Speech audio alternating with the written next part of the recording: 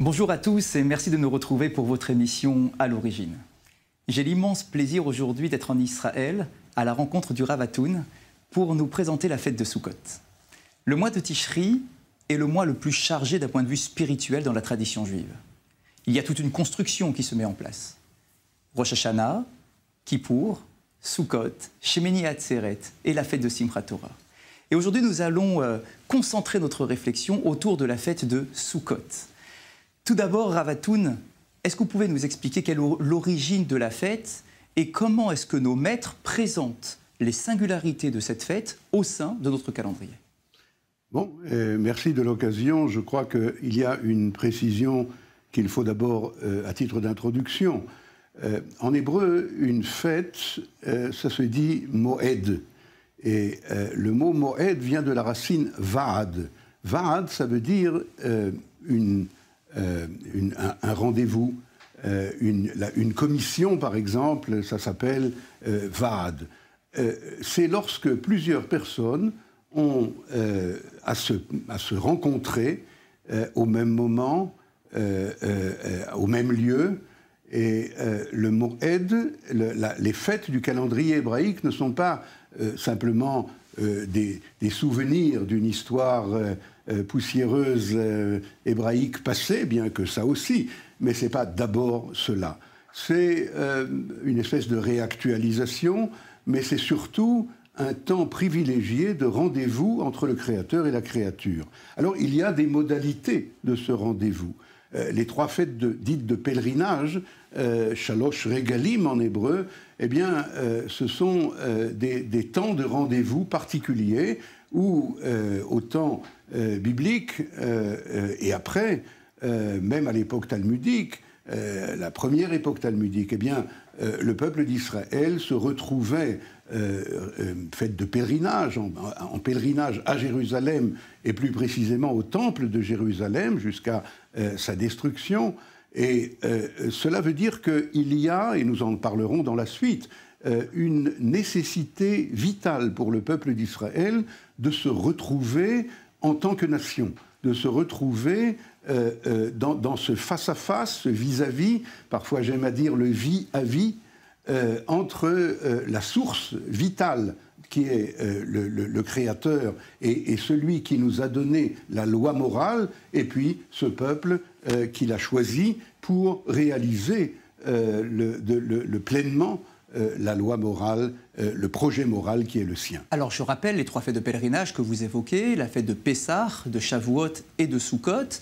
Dans cet ordre-là, justement, pourquoi est-ce que ces fêtes sont tellement importantes pour se retrouver à Jérusalem? Pourquoi pas les autres fêtes de notre calendrier? Voilà, alors effectivement, ce sont les trois dimensions de l'identité hébraïque. L'identité hébraïque est constituée d'abord et avant tout à partir de Pessah. Pessah, je le rappelle, la sortie d'Égypte, la sortie du peuple d'Israël d'Égypte, mais aussi la sortie de toutes les nations du monde qui étaient prisonnières dans cette conception déterministe que l'Égypte incarnait d'une façon parfaite.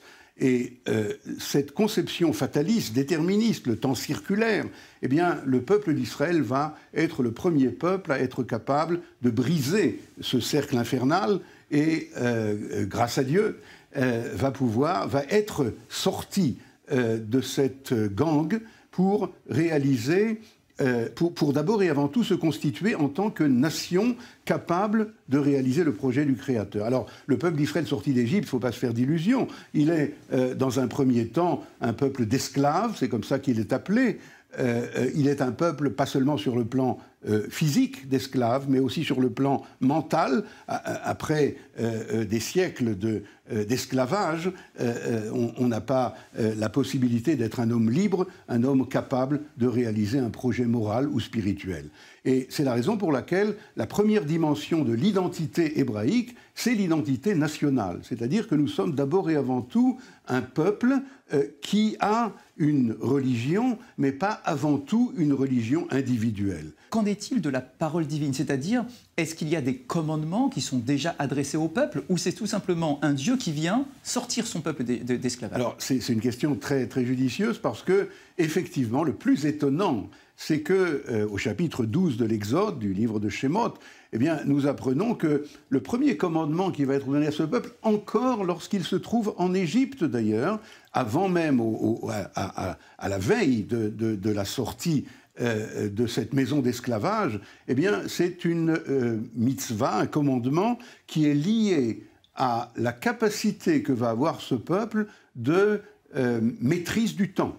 À Chodesh Hazé, ce mois-ci sera pour vous le premier des mois, sanctification du temps, sanctification du mois, et cela va permettre, bien entendu, ce qui nous occupe, à savoir les deux autres dimensions de l'identité d'Israël. Alors, si vous me permettez, je voudrais progresser. Donc, la première dimension de cette identité juive, identité hébraïque, c'est la dimension nationale, la dimension du peuple.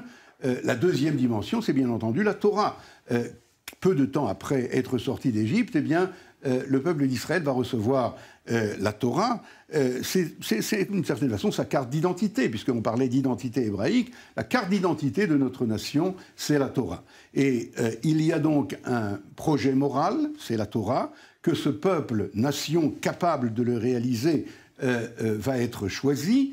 Et la troisième dimension, et là nous allons rentrer dans la fête de Sukkot, car la deuxième c'était la fête de Shavuot, la fête du don de la Torah.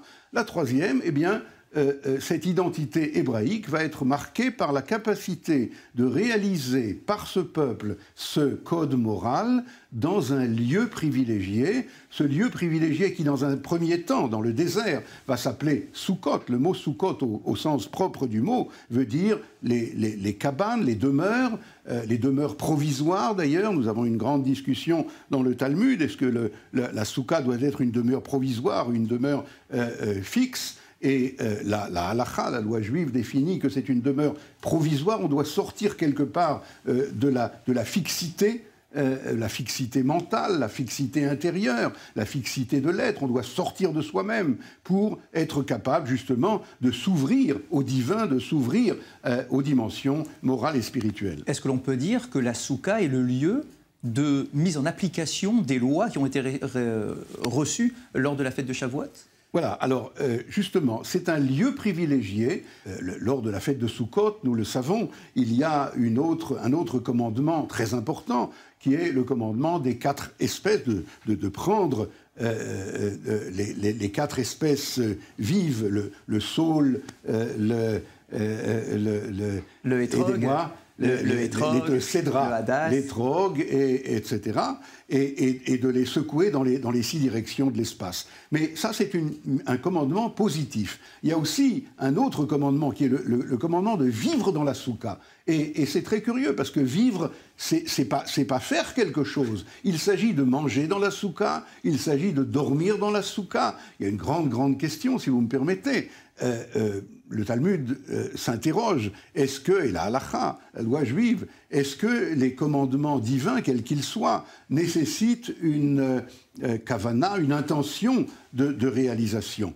Ou bien est-ce que si je fais un commandement sans avoir même l'intention de le faire, est-ce que je suis quitte de la mitzvah du commandement dont il s'agit? Eh bien, la grande question, et nous n'allons pas trop approfondir, mais la grande question de halakha juive, c'est lorsqu'on dort, on n'a aucune intention, bien entendu, par définition. Or, la halakha nous dit, chaque instant où tu dors dans la soukha, tu réalises un commandement. Il y a ici quelque chose d'absolument extraordinaire, et nous dirons tout à l'heure dans quel parallèle nous trouvons une telle situation où, même en dormant, on réalise une mitzvah. Ce lieu de rencontre entre, finalement, Dieu et son peuple, est-ce que c'est un lieu qui doit être formé par Dieu, ou est-ce que c'est un lieu qui doit être formé par l'homme? Et je pense, et je vous renvoie bien évidemment à une discussion entre Rabbi Eliezer et Rabbi Akiva. Qu'est-ce que nous célébrons à Sukkot? Est-ce que ce sont les nuées de gloire que Dieu a déployées tout autour du peuple d'Israël, ou bien les cabanes que nous avons, avec nos propres mains, dû construire? Très bien. Je crois que lorsqu'on pose, vous savez, vous le savez certainement mieux que moi, lorsqu'on pose une bonne question, alors, dans la tradition hébraïque, alors la réponse se trouve dans la question. Et bien entendu, et sans être normand, je dirais gam vegam, les deux sont vrais à la fois. Mais dans quel sens ? Dans le sens que lorsque Dieu réalise cet espace privilégié, ce qu'on pourrait appeler les catégories spatio-temporelles de l'être juif, n'est-ce pas? Donc, le temporel, c'est la Torah des bâtisseurs du temps, vous vous rappelez. Et puis, ici, nous parlons de l'espace de sainteté. Alors, lorsque Dieu réalise cet espace de sainteté par les nuées qui nous accompagnaient dans la traversée du désert avant d'entrer en terre d'Israël, Dieu réalisait, mais il réalisait, comment dire, par notre intermédiaire. C'est-à-dire que nous devons être participants de cette réalisation. Et de là vient l'opinion qui dit que c'était des cabanes, des soukhotes que les enfants d'Israël ont construits de leurs propres mains et qui les protégeaient. Dans les deux cas, il s'agit d'une dimension de protection. Cette protection du peuple d'Israël est un thème extrêmement intéressant parce qu'il y a ici un mystère absolument incroyable. Ça veut dire, prenez par exemple aujourd'hui l'État d'Israël également. Sur la carte, on n'arrive même pas à le situer, entouré de pays ennemis plus ou moins, et plutôt plus. Et voilà que depuis le début de son existence, eh bien, il perpétue une existence éternelle. C'est ce en quoi nous croyons, c'est ce en quoi nous sommes convaincus. Alors, je crois qu'il y a ici le mystère de la Souka. Le Rav Kook, le Rav Avraham Yitzhak HaKohen Kook, qui était le premier grand rabbin d'Israël, écrit dans un article sur Sukkot, justement, que il parle en hébreu du mivtsar Hagana. Il dit que la souka, c'est la meilleure protection qui soit. Parce que, évidemment, elle est fragile, elle est faite, vous le savez, de bois, de feuillage coupé, etc. Or, comment est-ce que ça peut nous protéger de quoi que ce soit? Alors il écrit, c'est pas la souka qui nous protège, c'est Dieu qui nous protège. C'est-à-dire le fait d'être en adéquation avec le projet du Créateur, eh bien, nous mettons sous les ailes de sa protection. Et c'est ça, le fait de sortir dans cette cabane. Finalement, c'est la fragilité, la prise de conscience de la fragilité de l'être humain qui le protège. Vous me rappelez un mot de mon maître Manitou, Zichro Livracha, le Rav Yehuda Léon Ashkenazi, qui disait, qui lui était un grand érudit également dans les langues dites anciennes, et il nous disait que précarité, puisque finalement c'est de cela qu'on parle, ça vient du latin précari, et c'est de là que viendra ensuite le mot prière. Lorsque le peuple d'Israël prie, eh bien il prie pour la chose précaire, pour qu'elle soit capable de résister à toute atteinte, justement. Alors vous nous avez présenté la fête de Sukkot comme étant l'aboutissement des 3 fêtes de pèlerinage. Pessah, Shavuot, Sukkot.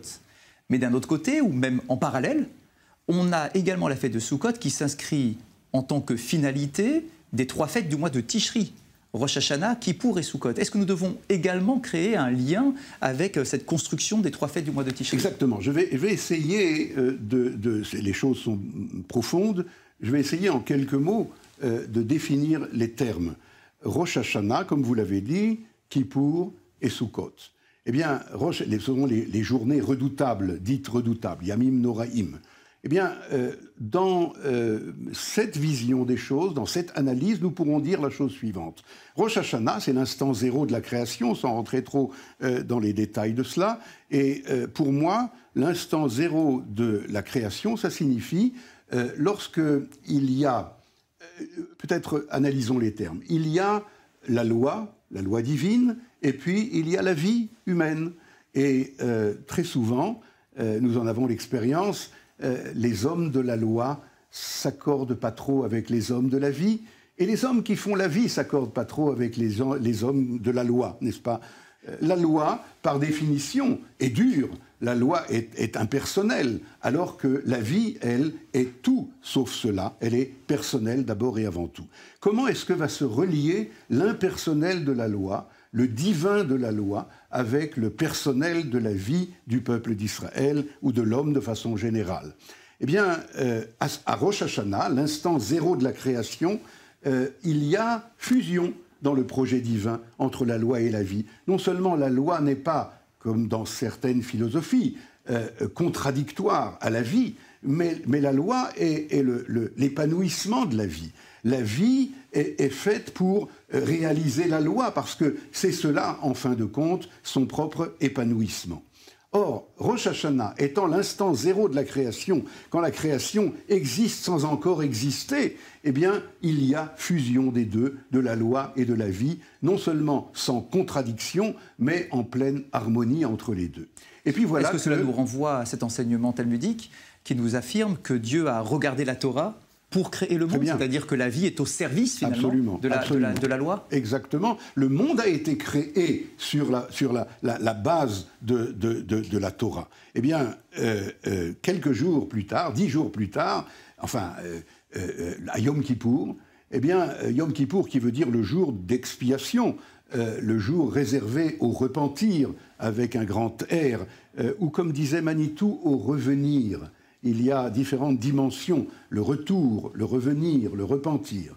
Quoi qu'il en soit, à Yom Kippour, eh bien, nous prenons conscience que les choses ne sont pas exactement comme elles étaient prévues à Rosh Hashanah. D'ailleurs, ça aussi c'était prévu, car toute création, le mot en hébreu création, bara, vient du mot bar, qui veut dire en araméen extérieur. Toute création, quand j'ai un enfant, eh bien, c'est moi-même, mais c'est moi-même à l'extérieur de moi-même, et par conséquent, il y a cette dualité, parfois difficile d'ailleurs, à gérer, que c'est moi-même, donc j'attends de lui tout ce que j'attends de lui, mais en même temps, il est extérieur à moi-même, il a une autonomie de personnalité qui est la sienne. Quoi qu'il en soit, lorsque Dieu a créé le monde, alors bien sûr qu'il y a cette proximité absolue du Créateur et de la créature, mais en même temps, le fait de créer implique une distanciation, un éloignement. Alors vient le jour de Yom Kippour, après Rosh Hashanah, après que le projet d'origine était un projet d'harmonie entre la loi et la vie, nous l'avons dit, eh bien maintenant nous prenons en compte, nous prenons en considération et nous prenons conscience que ça n'est pas exactement le cas. Et que, comme j'ai l'habitude de dire, excusez-moi de la façon un peu plaisante, mais il n'y a que ceux qui n'ont jamais fait la vaisselle, qui n'ont jamais cassé d'assiette. Il n'y a que ceux qui n'ont jamais vécu, qui n'ont jamais fauté. L'homme faute. Et la question n'est pas s'il faute. La question, c'est qu'est-ce qu'il fait lorsqu'il a fauté. Lorsqu'il a fauté, s'il est capable,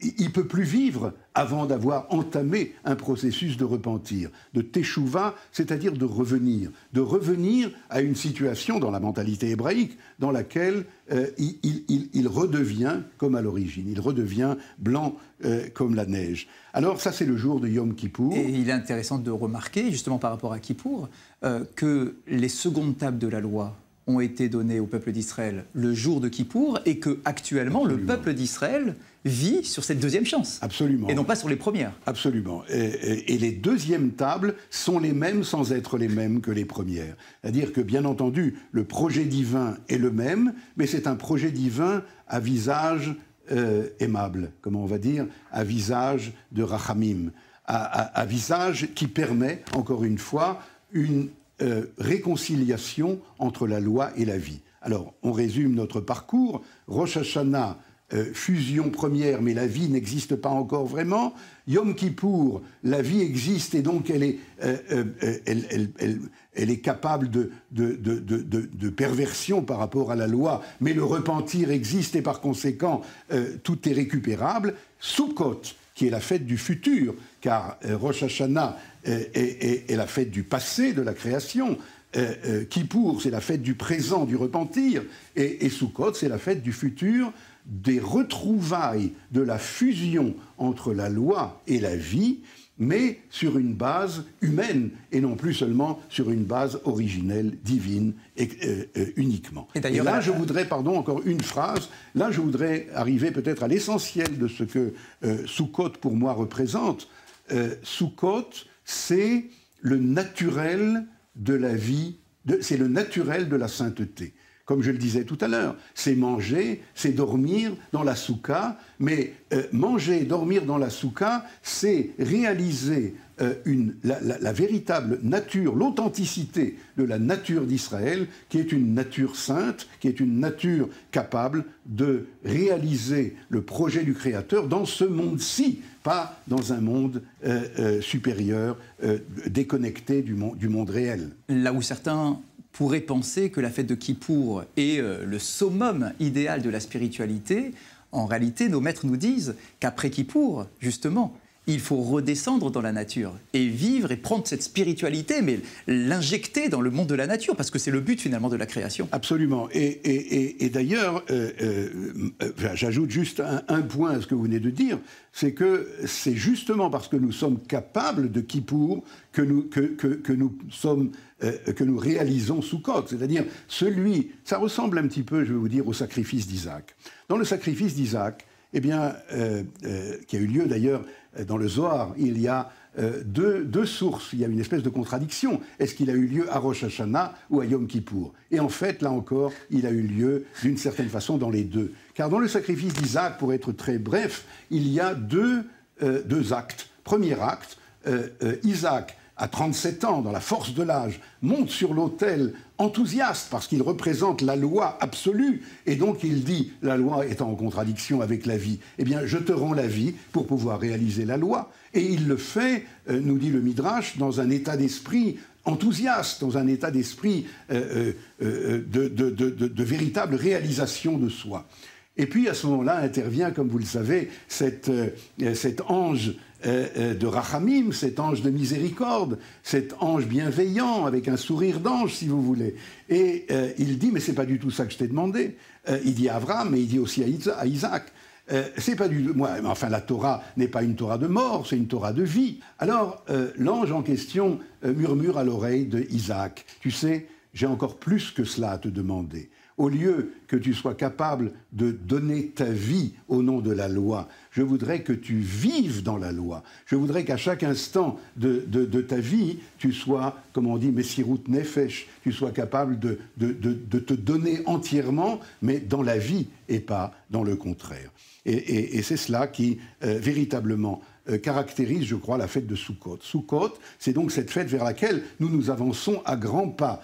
Car quand on parle du futur, dans le peuple d'Israël, le futur, il est là, Olam Haba, il est en train de venir. Il vient du présent réussi. Chaque présent réussi, ça s'appelle futur. Et donc, à chaque étape, on est en train de découvrir, maintenant que nous sommes en train de sortir d'exil, car en terre d'exil, c'est ce que nous avons appris, en terre d'exil, il y a rupture entre la loi et la vie. Seulement dans cet espace privilégié qui s'appelle d'abord la soukha, la cabane en question, la cabane sainte, mais bien entendu en direction d'Imaïmonide, dans le Guide des Égarés, la fête de Sukkot préfigure l'entrée en terre d'Israël. C'est pour ça, dit-il, qu'on va prendre les 4 espèces qui caractérisent tellement la terre d'Israël, le tamar, le palmier, les feuilles de palme, etc. Enfin, ça caractérise. Et donc, en Eretz Israël, ça va être le pays d'Israël est véritablement le lieu privilégié dans lequel ce peuple particulier va être capable de réaliser cette loi particulière de fusion entre le projet de Dieu et le projet de l'homme, de fusion entre de vivre réellement, de vivre naturellement une vie naturelle, pas une vie d'ascète, pas une vie d'abbaye de Thélème ou autre, mais une vie sociale, mais qui est pleinement irradiée par la loi divine. D'ailleurs, un enseignement magnifique du Gaon de Vilna vient nous expliquer qu'il existe 2 mitzvot dans lesquels nous pénétrons totalement. Il y a la terre d'Israël et la soukha. Absolument. Alors comment est-ce qu'on peut arriver à ce point-là, à vous dire que la terre d'Israël va être ce lieu de manifestation et de vie avec cette fameuse loi dont vous parlez? Voilà, alors il y a le Gaon de Vilna, qui est cet enseignement que vous citez, nous a été transmis il n'y a pas très très longtemps par un des élèves il y a 200 ans à peu près, par un des élèves privilégiés du Gaon de Vilna, on l'appelle du nom de son livre, le Collator, un livre qui a fait beaucoup de bruit lorsqu'il a été découvert. Et dans ce livre, le Collator décrit tout l'enseignement du Gaon de Vilna sur la période messianique. Eh bien, il part d'un verset qui se trouve dans les psaumes 76. Dans le psaume 76, verset 6, il est écrit en hébreu « Vayhi b'shalom suko ». Je le dis en hébreu pour que vous entendiez bien le mot souka, soukot qu'il y a dedans. Je traduis donc « Son sanctuaire n'est-il pas à Shalem, sa demeure à Sion ». Mais quand on dit son sanctuaire, on emploie le mot souka. Or, souka, c'est donc le lieu de résidence.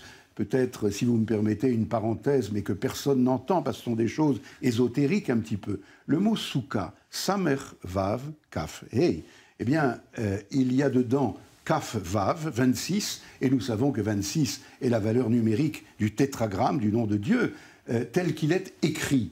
Et puis, samer hey, 65, qui est la valeur des lettres extérieures du mot souka, eh bien, c'est ni plus ni moins que la valeur numérique de Adonai, c'est-à-dire la manière dont le nom de Dieu est lu. Alors il y a une fusion entre la manière dont il est écrit, c'est-à-dire la manière divine, et puis la manière dont il est lu, c'est-à-dire la manière humaine. Donc vous voyez bien qu'il y a ici une véritable fusion entre, on peut dire, le projet de la loi divine et puis la réalisation dans la vie. Alors, si on revient à l'enseignement du Gaon de Vilna, il y a quelque chose de très très curieux. C'est que si véritablement, comme vous l'avez dit, il y a ce parallèle absolu entre la vie dans la soukha et la vie en Eretz Israël, car dans les deux cas, c'est ce projet d'une véritable retrouvaille avec le naturel authentique de la personnalité hébraïque, pas celui qui a traversé toutes sortes d'avatars exiliques, les 4 exils dont vous avez parlé, je crois, dans une émission précédente. Eh bien, les retrouvailles avec ce naturel de la Kedusha, ce naturel de la sainteté, qui est vécu dans un microcosme dans la soukha du désert, va être vécu dans le macrocosme de la terre d'Israël. Or, si on peut continuer cet enseignement du Gaon de Vilna, eh bien, il y a toutes sortes de lois sur la soukha qui vont devenir très percutantes.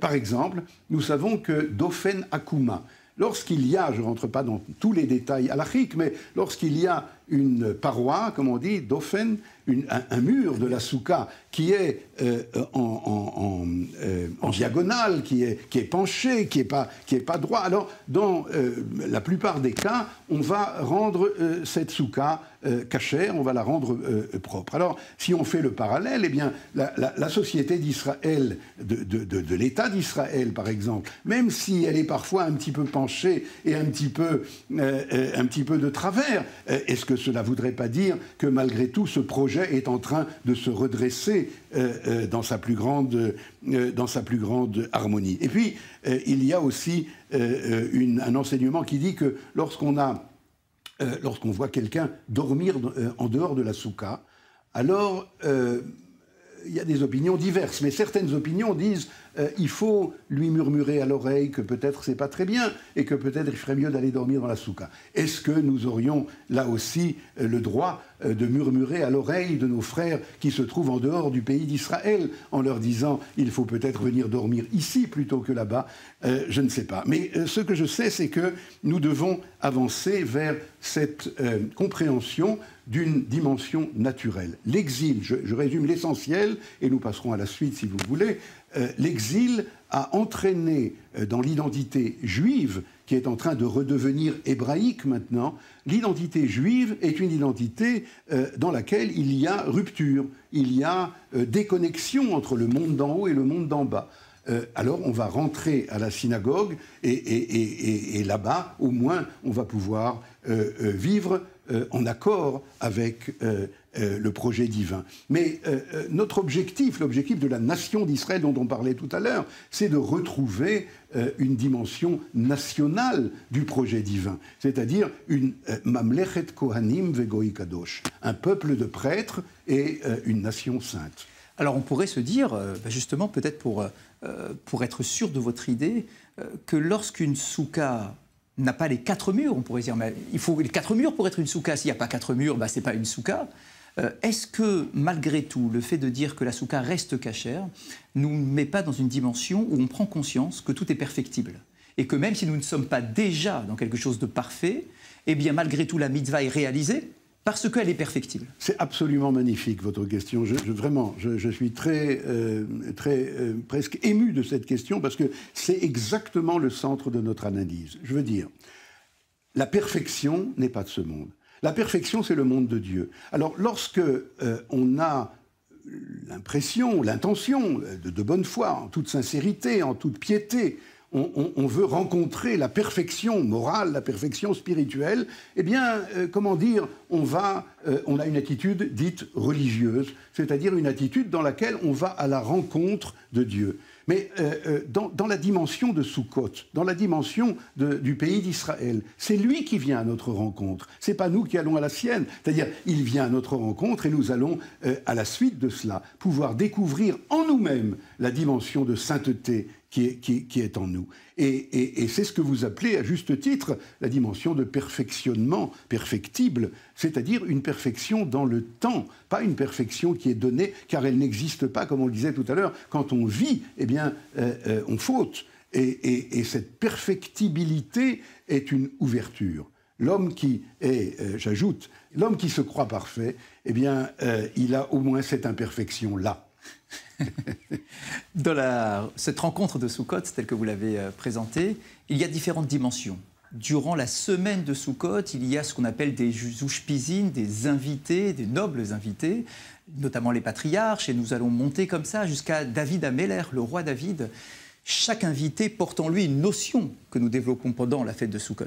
Est-ce que parmi ces différentes journées, il y en a une qui vous parle plus par rapport à votre développement? Oui, absolument. Enfin, moi, je suis un fanatique de David Améler, mais du roi David. Mais dans la Bible, dans tous ses enseignements, je vais en dire un tout petit peu, soulever un tout petit peu le voile de cet enseignement. Pour cela, j'aimerais vous raconter un récit qui se trouve dans le Talmud, dans le traité justement de Souka, à la page 43b. Et là-bas, on nous raconte un récit presque amusant. Il faut situer un petit peu le contexte. On est dans une période talmudique où il y a toutes sortes de sectes qui s'opposent aux pharisiens, c'est-à-dire au prouchim en hébreu, c'est-à-dire au judaïsme fidèle, au judaïsme authentique. Et il y a toutes sortes de sectes qui, en particulier une secte qu'on appelle les Baïtussim, les élèves de Baïtus. Et ces gens-là ne croient pas, entre autres, dans la Torah orale. Pour eux, l'essentiel de l'enseignement juif, de la tradition juive, c'est la Torah écrite, c'est celle-là qui a été donnée par Dieu. Un petit peu d'ailleurs dans le sens de ce que vous disiez tout à l'heure à propos de la perfection. Ils se croyaient des gens parfaits. Et alors le Talmud nous raconte là-bas l'événement suivant. Un jour, il faut dire encore une introduction, le 7e jour de Sukkot est un jour très particulier. A priori, c'est un jour comme les autres, des demi-fêtes de Chol HaMoed, mais on l'appelle Hoshana Rabbah.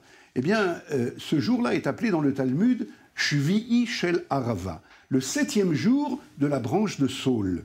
Or, la branche de Saul, rappelons encore ce que nos auditeurs savent probablement, les 4 espèces dont on parlait tout à l'heure, eh bien, se subdivisent en 2 qui sont 4. Il y a celles qui n'ont pas d'odeur, aidez-moi, et qui n'ont pas de goût, ça c'est le saule justement, et puis il y a celle qui a un goût, ça c'est le tamar, la date, elle a un goût et elle n'a pas d'odeur. Le hadas, la myrte, elle a une odeur mais elle n'a pas de goût, il n'y a pas de fruits, enfin, les fruits n'ont pas tellement de signification. Et puis il y a l'étrog, le fameux cédra qui lui a et le goût et l'odeur. Et nos sages nous enseignent que, qu'est-ce que ça veut dire le goût et l'odeur? Ça veut dire le goût c'est la Torah et l'odeur c'est les bonnes actions. Eh bien, la harava, encore une fois, elle a ni goût ni odeur. C'est-à-dire que ça fait allusion à cette catégorie du peuple d'Israël dans laquelle des gens qui n'ont, comment dire, rien pour eux, sinon sinon le fait d'être appelé Israël. Et le fait de faire partie de cette nation dont on parlait tout à l'heure, car, encore une fois, la Torah n'a pas été donnée aux religieux, la Torah a été donnée au peuple d'Israël. Et ça signifie qu'on va chez eux, justement, essayer de découvrir cette dimension dont nous parlions abondamment tout à l'heure, à savoir ce naturel de la sainteté qui dépasse infiniment le mérite d'acte et qui est lié avec ce que Manitou appelait le mérite d'être. Et alors, la Gemara nous raconte, maintenant on est avec les introductions nécessaires, la Gemara nous raconte un jour ce Shvish el Arava, ce 7e jour de la Arava, où les Kohanim venaient dresser des immenses branches de saule de 16 coudées au coin de l'autel du temple. Ça tombait un jour de Shabbat. Et par conséquent, on ne peut pas cueillir Shabbat. Donc ils avaient préparé la veille ces branches de saule et les avaient déposées dans un endroit du parvis du temple, la Hazara. Alors, les Baïtoussim, la secte dont on parlait tout à l'heure, ont vu cela et eux n'ont pas reçu cette mitzvah qui n'est pas écrite mais que l'on apprend par tradition de dresser les feuilles de saule aux 4 coins de l'autel. Ils se sont dit, ça va pas, on va leur jouer un bon tour. Et ils ont mis des pierres sur les mouraviotes, les branches de saule en question qui avaient été préparées en vue de Shabbat. Or, nous savons que les pierres font partie de ces objets muktsé, c'est-à-dire qu'on n'a pas le droit de transporter, de déplacer le jour de Shabbat. Alors, ils se sont frottés les mains, nos Baïtoussim, et ils se sont dit, eh bien, ils ne pourront pas réaliser cette mitzvah qui d'ailleurs n'existe pas de leur point de vue. Et puis, le matin du Shabbat en question, le 7e jour de Sukkot, qui tombait un Shabbat, il y a eu des Améharatzot, comme on dit, des gens qui savaient la Harava, des gens qui n'ont pas ni Torah, ni bonnes actions, rien du tout. Ils sont venus là-bas parce qu'ils ont été attirés, comme tout le peuple d'Israël, par l'endroit et par l'atmosphère. Et puis ils ont vu qu'il y avait des pierres sur les feuilles de saule. Ils se sont dit, mais qu'est-ce que font là ces pierres? Ils ne connaissent pas la loi concernant Muktsé. Alors ils ont déplacé les pierres, et c'est comme ça que ce jour-là, eh bien, les pharisiens ont vaincu les Baïtoussim et ils ont pu réaliser. Alors qu'est-ce que ça vient nous apprendre cela? Eh bien, je crois que c'est justement la catégorie de David, le dernier, le 7e des Ushpizin, des invités dans la soukha dont vous parliez tout à l'heure. C'est justement ce 7e jour, Shvish el Arava. Car David est justement le cœur du peuple d'Israël. David, c'est le peuple d'Israël à l'état pur, à l'état fondamental. Rappelez-vous, dans un des textes bibliques les plus célèbres, on voit Michal, la fille du roi Shaoul, qui lui est un juste parfait, alors que David, il y a des hauts et des bas dans sa vie. Enfin, il nous apprend justement le repentir. Eh bien, David se met à danser lorsqu'il accompagne l'arche sainte, la Torah, et il se met à danser avec les servantes, comme ça, dit Michal, qui voit ça d'un mauvais œil, qui est sa femme, mais qui voit ça d'un mauvais œil du haut du donjon où elle regarde par la fenêtre. C'est-à-dire, David, c'est peut-être une bonne conclusion de cet exposé. David est une espèce, et c'est celui que nous attendons de nos vœux, David Hameler, c'est celui qui va réussir à joindre les dimensions les plus saintes, les plus élevées de la relation au Créateur, la prophétie, les psaumes et d'autres, et avec les dimensions les plus politiques, concrètes, réelles. Et chez lui, il y a cette dimension du naturel de la sainteté que nous appelons de nos vœux dans la fête de Sukkot. Alors, est-ce que ce roi David, justement, qui, comme vous l'avez dit, fait la jonction à l'intérieur du peuple, avec toutes les catégories du peuple, le roi n'est rien d'autre que l'émanation de l'ensemble du peuple, pas que de l'élite. Est-ce qu'il y a aussi, à travers lui, cette notion d'universalisme de la fête de Sukkot? Est-ce que l'on doit élargir au maximum cette vision du monde qui est portée par la fête de Sukkot? Oui, absolument. Je suis heureux de votre remarque parce que Vous savez que David a un fils, il a plusieurs fils, mais il en a surtout un, et il s'appelle Salomon, le Shlomo HaMelech. Eh bien, ça n'est pas pour rien. Vous savez, David et Shlomo, ce sont deux personnages qui ne sont qu'un. On le voit puisque c'est pas David qui a construit le temple, c'est Salomon. Et pourtant, nous disons Mizmor Shir Chanukat Habayit le David, le psaume qui donne l'éloge de l'inauguration du temple par David. Or, le Midrash dit mais c'est pas David, c'est Salomon.